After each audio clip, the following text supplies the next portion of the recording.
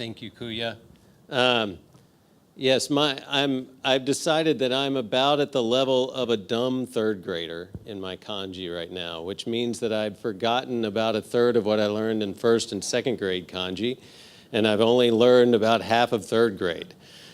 And you feel even dumber as you do it because you realize that all you know is that it means mountain, but you have no idea how to pronounce it. And so, Yama, yes. Well, actually, I picked one that I could have gotten, Ngawa for rivers. So I've got two, maybe. But it's been a privilege to be working here and getting to know the Japanese people, the Japanese culture. And it's always so embarrassing as an American to come in and have everybody else apologizing for their poor English when I can't even speak Japanese. So it's at least, I should at least learn how to be a third grade kanji reader, right, on things. So I want to talk today about, I guess, a retrospective, looking back on SciPy. This is, I don't know if they're the same saying in Japan, but it's sort of, this is, I walked to school uphill both ways in the snow talk, right, about how hard it was when back in my day. But hopefully it will be interesting to see sort of the progression of things with SciPy. And necessarily, or I guess for me, it's also a personal journey. As I was writing this, I realized how much of my life weaves through this conference. And so, we'll talk about that a little bit as well. And then the second thing that I want to do is talk about where is SciPy Japan going to go? What is this going to become? What do you want it to be? What do we want it to be? And also a little bit about the impact that the people in this room can have on Japan. So those are kind of the two pieces. And will you kind of flash time up at me? You know, I have a bad habit of running over. Everybody at Enthought knows that. So you'll cover me? Great. Thank you. So in the beginning, right? How many people have seen the TIOBE or TOB language index? Not so many, I guess. It's always very difficult and fraught with argument to say which is the most popular language, right? In the end, you just have to come up with a method of kind of looking at things. And TOB used to, and I don't know exactly what they do now, but they would take a weighted average of the Google searches, the YouTube videos, and the SourceForge and GitHub repositories or something like that. Back in 1999, I guess at least two of the things that I mentioned didn't exist, right? YouTube and GitHub were not even conceived of at the time, and Google barely existed. But there was kind of this ranking of languages, and you can see Python up there was 27th. And that's way behind. You see what number 3 there is? COBOL. Number 6 is Pascal. C++ and C, those are expected. But this was a time when Python was really unknown to the world. And we really started SciPy a little bit after that, but at the time it was a very new language, I guess, and not very popular. But there were a group of us that got excited about it in grad school or wherever we were, and we put together this conference called SciPy. And that actually started, when we started Enthought, I think we registered the domain name for SciPy at the same time that we did Enthought. I mean, they were kind of in conjunction, that both of those came to life. And here are the talks. And you'll see a number of familiar names up there. So the community has continued on with a number of these people, but it's also interesting to see the diversity of the talks. We have something on a few chemistry papers up there. We have some parallel computing, some acceleration, some graphics. It's not that different than the talks that we would have now, although we don't have anything on machine learning displayed up there. But I want to point out one of the talks down here by this guy named Mark Luback. And this is when I realized this was going to be a very interesting ride. You know, I didn't know a lot of these people. I certainly didn't know Mark. And he just showed up. And his talk was Python-based tools for machine-brain interfaces in 2002. And in fact, they had studies where they put neurons or electrodes into the neurons on monkeys. And they would train the monkey to control an arm to be able to feed itself. And they were using Python to drive this thing. And this was 2002, right, where this paper came out. And, you know, you're kind of looking around and wondering, is this real? Like, is this a joke or what? But they really were doing this sort of thing. And it's so exciting to be able to go to a conference that you think's on programming, and then you get to see these crazy talks and see what people are doing on things. So that was one of the interesting things. The other interesting thing is I'm using the Wayback Machine. I'm horrible of keeping old pictures and that sort of thing. I'm always amazed at that stinking website. You can go back and find anything with it. But one of the other things it had was our news feed coming down the side, and you could see what was happening at the time. And there's an announcement there for 0.2.1 and 3 of Weave. And Weave was a tool that I was building at the time to interface Python and C++ so that you could inline C++ into Python. And the reason that it's interesting here is sort of what it made me think of when I saw this was as I was building it, you realize how painful compiling is. How many people have ever had to deal with compiling a package, and it's hard, right?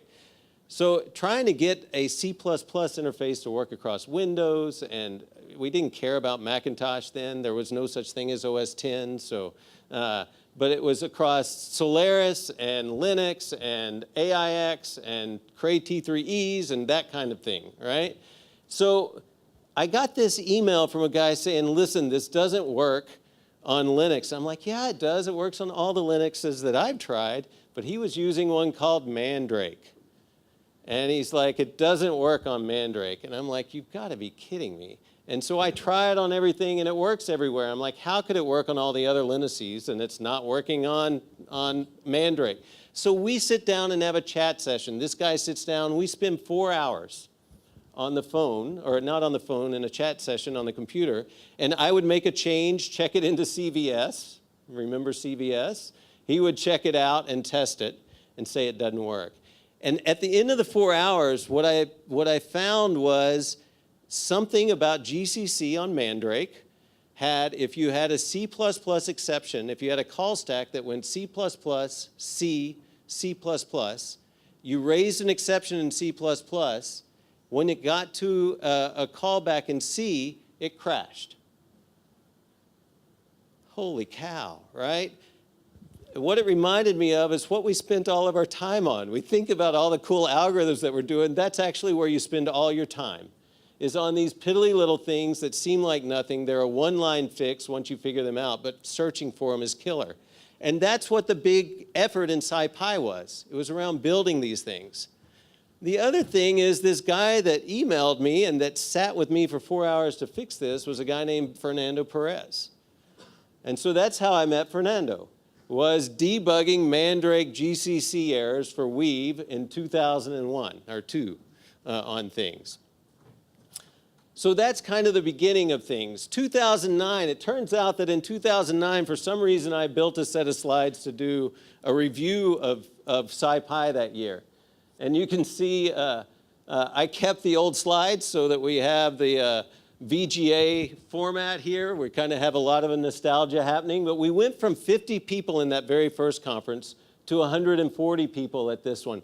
Again, it was at SciPy, sponsored at Caltech, sponsored by KCAR and Enthought. And the attendees are shown here. We have a good group. And our keynote was this guy named Peter Norvig. How many people know Peter? Yeah, so, you know, I was thinking back also, Guido van Rossum was a keynote, a guy named Jim Huguenin, a guy named Alex Martelli, Peter Norvig. We've had an amazing set of people come through to this conference that only had 140 people in it. So we got to listen to Peter, and he's a fun guy. He always has these crazy shirts on, right? That's his signature.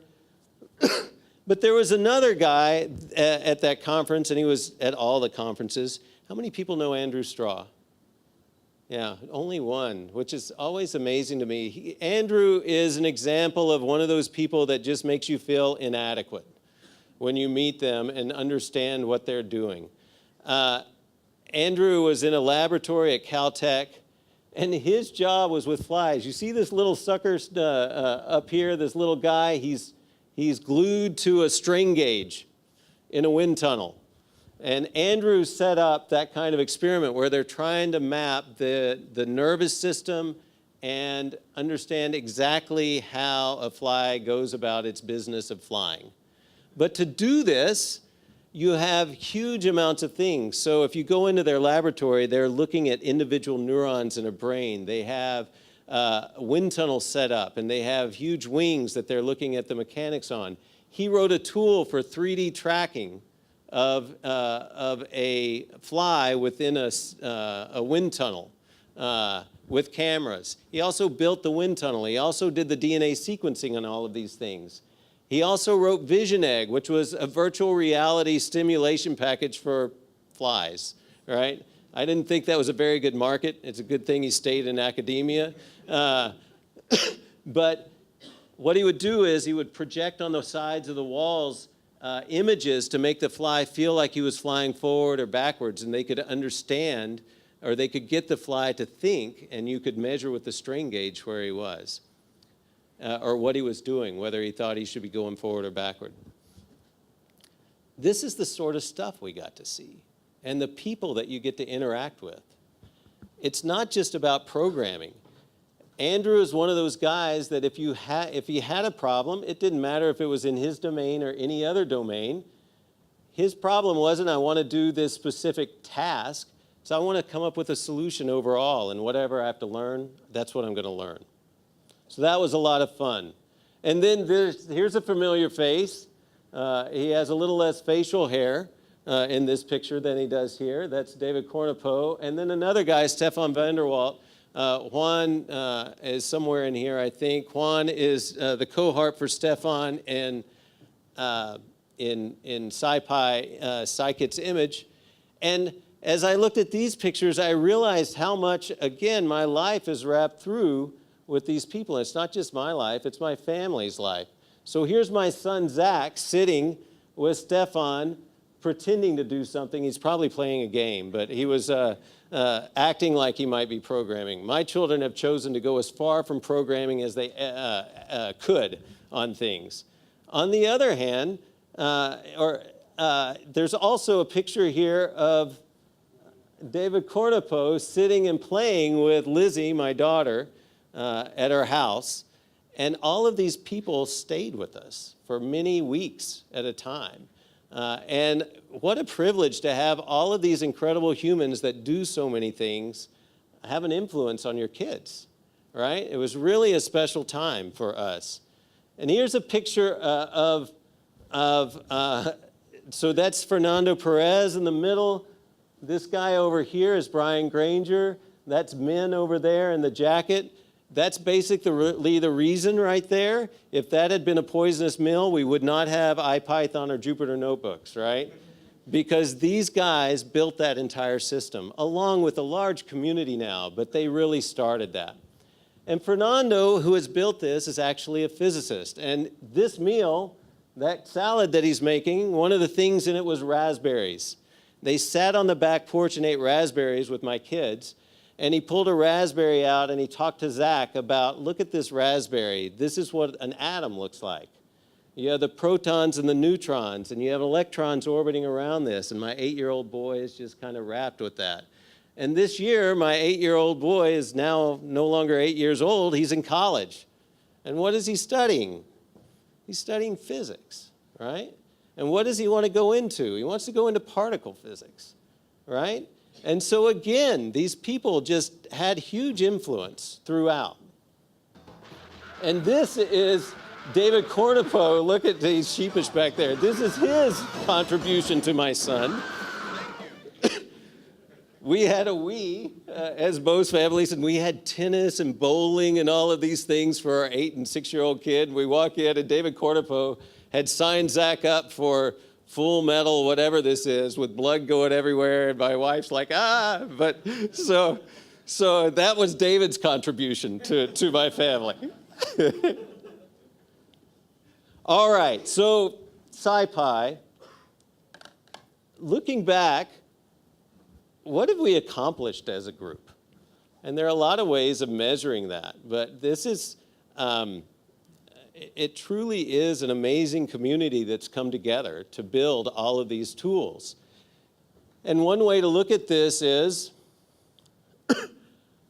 what does the language look like now, if you look at popularity, right?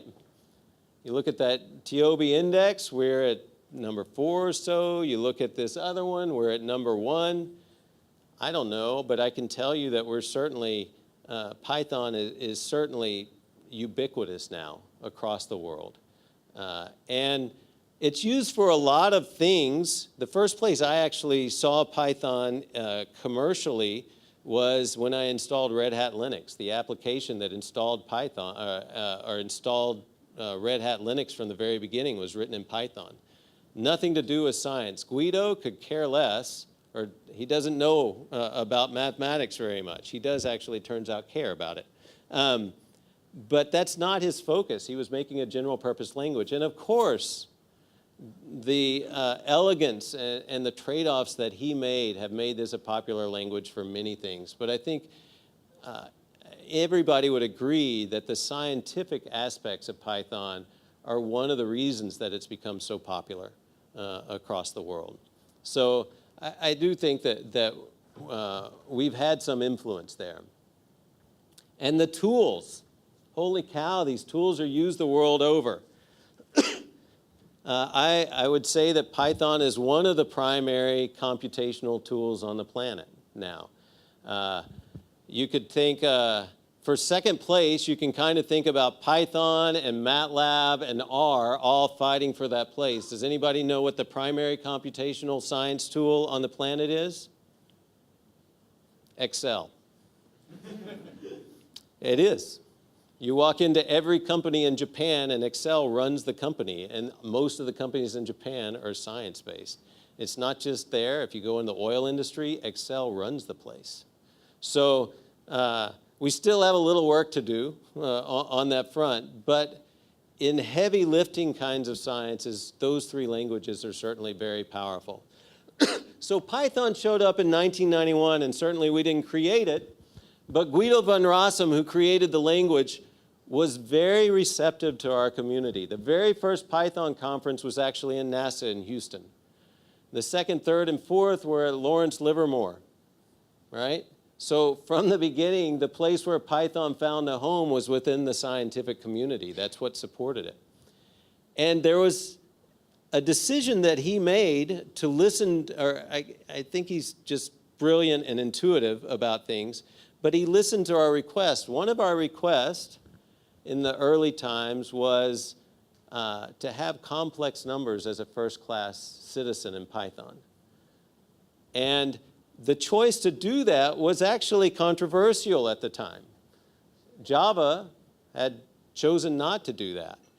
And if you look back on things, I don't think that Jim Huguenin would have made numeric if Python wasn't didn't have complex numbers as first-class citizen. And if that hadn't been chosen, I don't think we'd be sitting here. It would be based on some other language that that had come up in the meantime. So Guido's willingness to listen was a big part of this.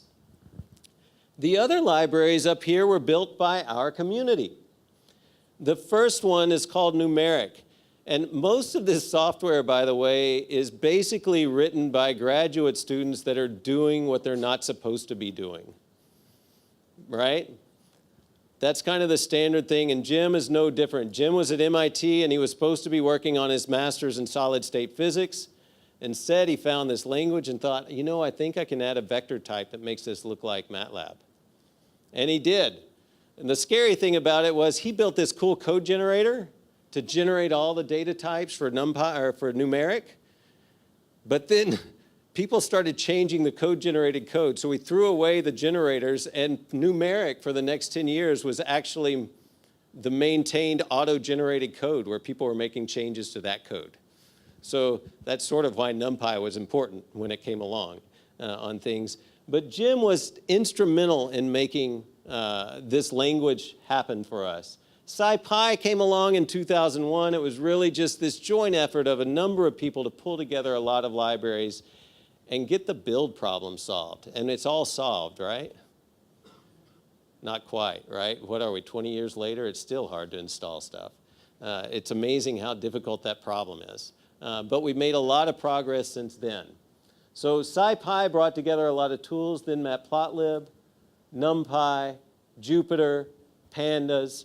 This set of tools has become the common stack. All of these people, again, I've been to weddings and funerals as well. John Hunter passed away, the author of Matplotlib, sadly, multiple years ago. Stefan van der Walt, though, we got to go to his wedding. So there's all of these people are really become the community together. And then those are kind of the base languages, but scikits-image and scikits-learn are kind of, David Cornupost started scikits-learn, scikits-image. I don't remember who the original author is, but certainly Stefan and Juan are the primary flag bearers for sure on this. And Juan now has a grant from the Chan Zuckerberg Initiative to work on it full-time for the next 3 years. So we're very fortunate to have that freedom that he has to help us all out. So thank you for that. These all become the foundation for tools that aren't part of our community necessarily. They're built by companies. But we saw yesterday how heavily a lot of these tools actually rely on these other pieces. And so now Python is sort of the de facto standard if you're building out a tool set in this space. All right, so that's tools. That's one way to measure things. But the conference is called SciPy. First part of that is science. Second part of it's Python, right? First part's more important. The reason we're doing Python, I mean, we get excited about the algorithms, but we're trying to accomplish stuff. And most of the people that we work for, their job is not to write code, it's to solve a real problem. And I'm fortunate at Enthought to get to work on hundreds of problems over the last 2 decades. It's been a blast, and get to work in biosciences and material sciences, in finance, in fluid dynamics, in oil and gas, all sorts of different interesting problems. But the thing that you don't get to do is you don't get to work on kind of huge science projects. You miss out on that opportunity. And science for science sake, when you're working with companies, you have some goal that's economic. And so it's very fun to get to see what our world is accomplishing over the last 2 decades. And one of the things, April 10th, we had a pretty cool announcement, right? Does this image look familiar to anybody? Holy cow, we were able to image a black hole, right? That's just incredible. And on the 10th, you could watch it live streamed in about 5 or 10 languages because this is truly a global effort. They're Japanese, they're Europeans, they're Africans, they're South Americans, Americans, all working on this project. And we needed telescopes that had an aperture the size of the Earth to pull this off. So we truly needed all of those people. So this image is going to be an iconic image for the next century, right? It's amazing. There's another iconic image that many people have probably, this is also the team. Look how many people this takes. Holy cow, an incredible community to create this. But this is another iconic image. How many people have seen this image? So this is a woman named Katie Bowman, and I love this picture. You know, it just makes me kind of excited to see it because that first light experience when you see something that you've been working on forever and it actually runs, right? And you know, I'm not as cute as she is, so I don't look like that, but I know that feeling in her head, and it just, you get to relive it for them on this project. But I'm also a geek. And so whenever I see a picture like this, I zoom in. And I look at the screen. And does anybody know what I saw? I saw the Matplotlib toolbar. And that's what I was looking for. And I'm like, yes, right? We had a part. And we didn't even know we had a part, but we had a part. How cool is that? Similarly, gravitational waves. This is another little project that they came up with. This huge interferometer that they've set up to try to detect two black holes, I think, colliding is what formed the waves that they were looking for. Pretty major project, got a Nobel Prize. Leo Singer came last year to SciPy, and he was our keynote speaker. And he talked about all the work that was done on this project with Python. In fact, LIGO is controlled with Python. The whole signal processing pipeline that he built uses GStreamer with Python tools within it. So they used everything that you guys wrote to be able to detect gravitational waves.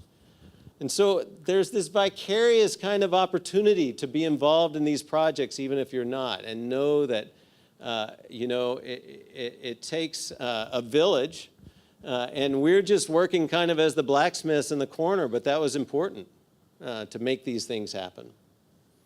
Another amazing project in the geosciences, this is a guy named Sean Gulick. And Sean is looking at the Chicxulub Crater. It's an impact crater that caused the dinosaurs to go extinct in the Gulf of Mexico. And the reason it's important is we don't have many impact craters to study on Earth. It's one that we can. And impact craters are all over the moon and all over the other planets, and we'd like to know how they affect those. Excuse me. So the first project, or the first objective of this huge science project that they were doing was, there were two theories about how a crater was formed. And they had run fluid dynamics experiments about liquefaction of the Earth and how it sloshes around. And they wanted to know which one of these was true. So the way they did this is they drilled a 1 or 2 kilometer hole in the ground.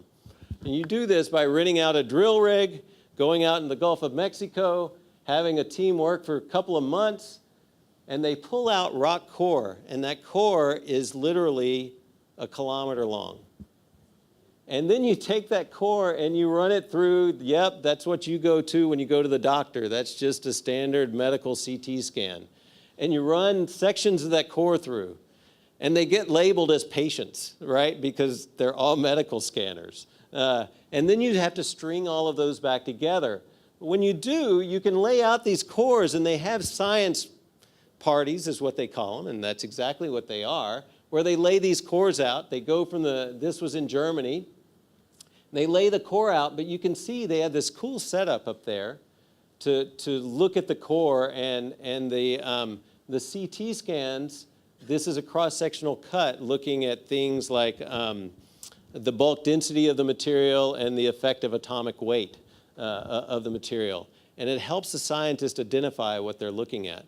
And all of the processing for that was done with Python. And this is a picture of looking at a cut through some part of that core.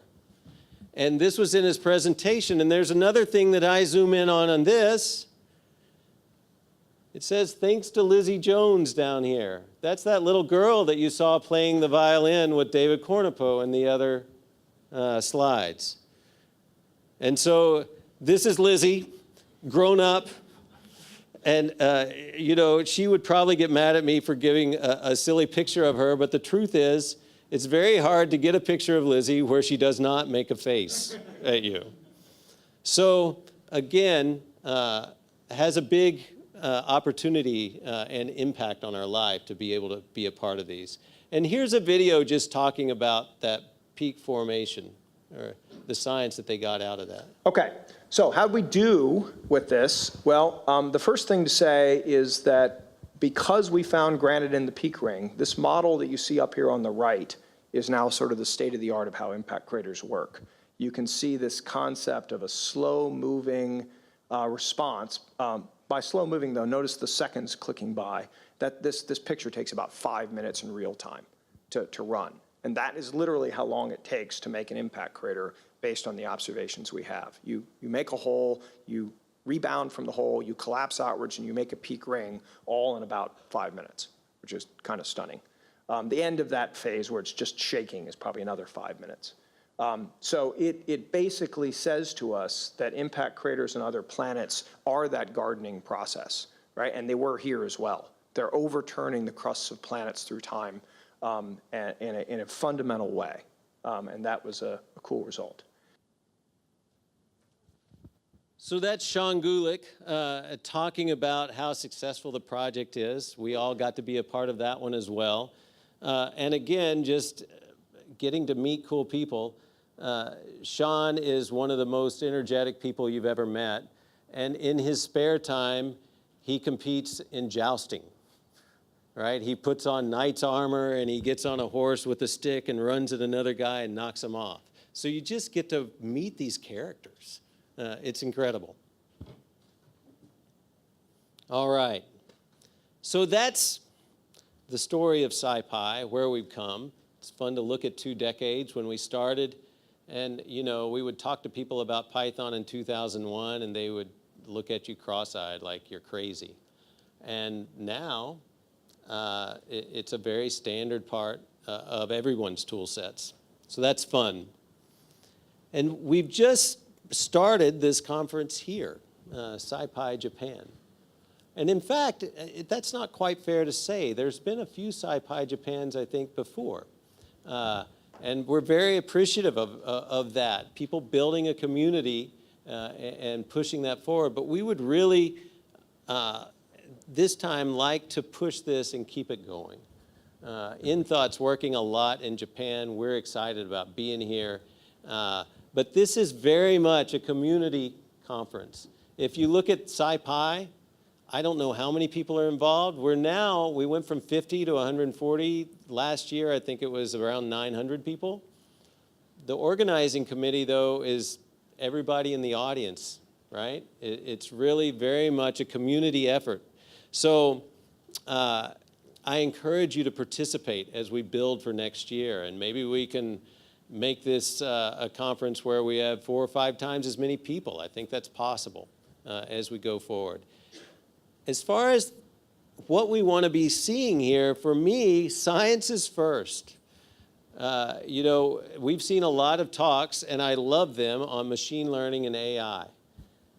I hope this doesn't become a machine learning and AI conference, though. There are plenty of those running around.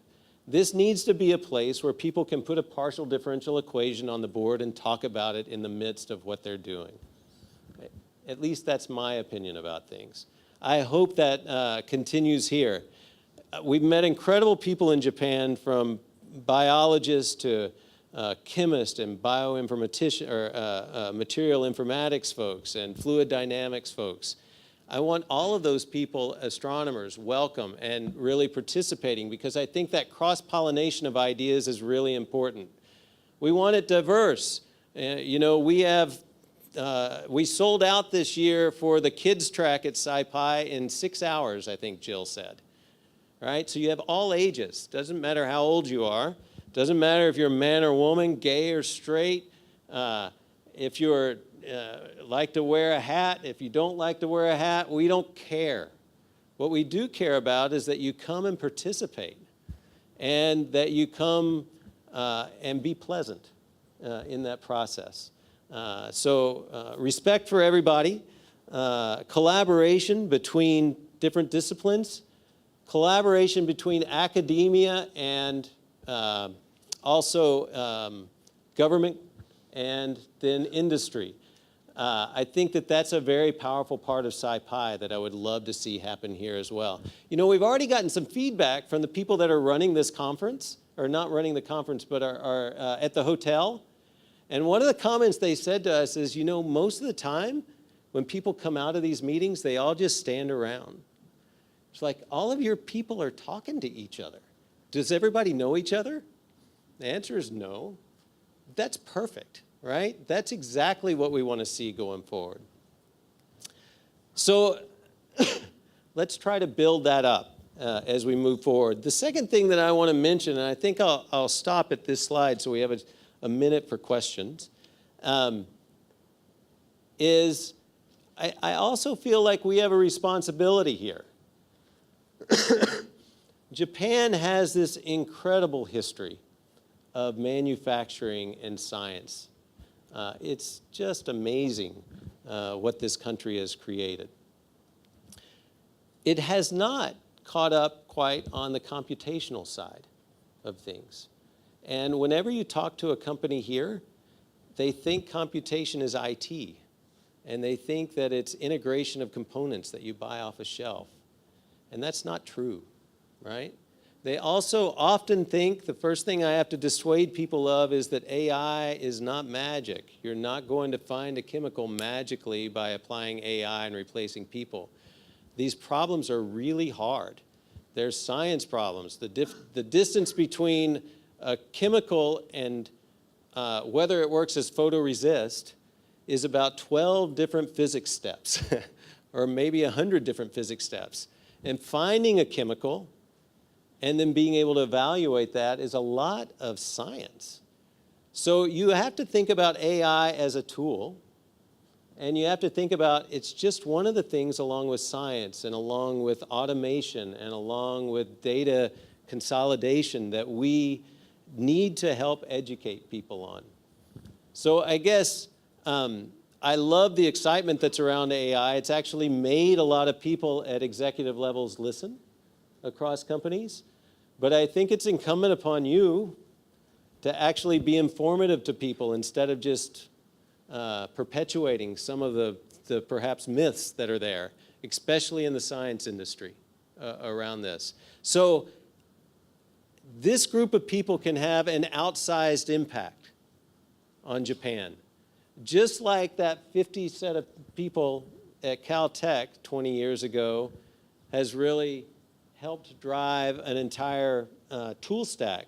I think that that can happen here if we put together the computational capabilities that you have and also your interest in training people. We need to have a lot of other scientists that become not just chemists and biologists, but computational chemists and computational biologists. So it's not just doing the work for them, but it's building a community, inviting them in, training them up so that they can learn how to use these tools. If we pull that off, this conference will be 10 or 20 times as large, and the impact on Japan will be enormous in the speed at which it accelerates its research going into the next decade. So, thank you for coming. It's so much fun to be part of the inaugural SciPy Japan. I hope you're enjoying it. And I look forward to seeing you next year. And I'm happy to take any questions at this point. I have 5 minutes. Is that true? 3 minutes. I have 3 minutes, so it can't be that long of a question. Anybody have one? I'll get my earplug on in case it's in Japanese. Yes? Is there any community? Oh, you need this one. Okay, I can talk to this. Is there any leading community at the moment in Japan for these, like, for all of us basically, or starting one would be the first step? Well, so David Cornipo has mentioned that he went to a meetup last week or so that had 200 people at it.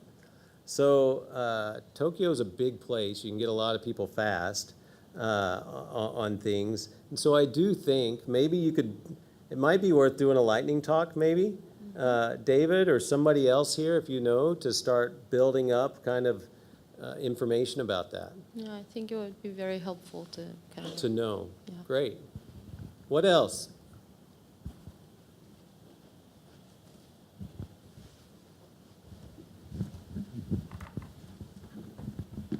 Let me answer to her question. Oh, great. I'm the director of Startup Python Club, one of the Python community in Japan, and I think the Python community in science is under development,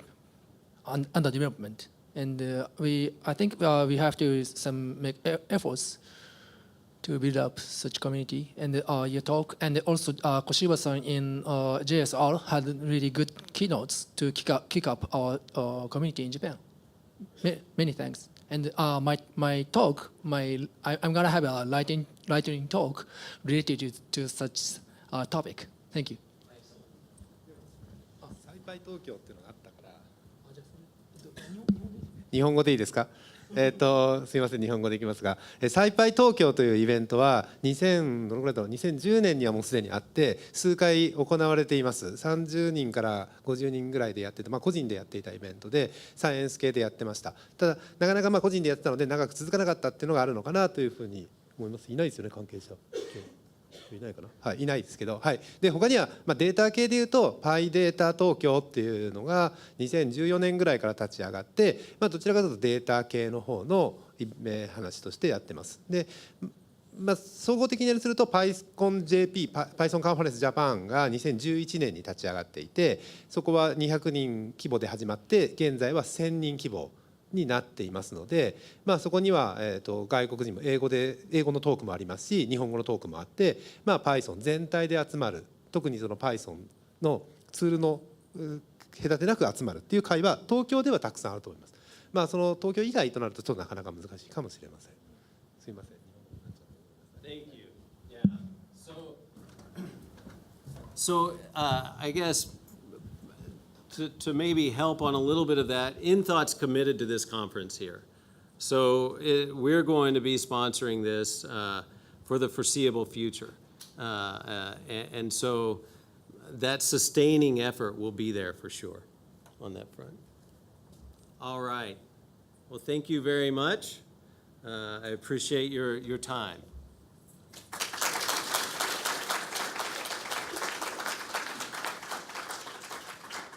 So one other thing, I did not have a picture from the first SciPy that I could put up there.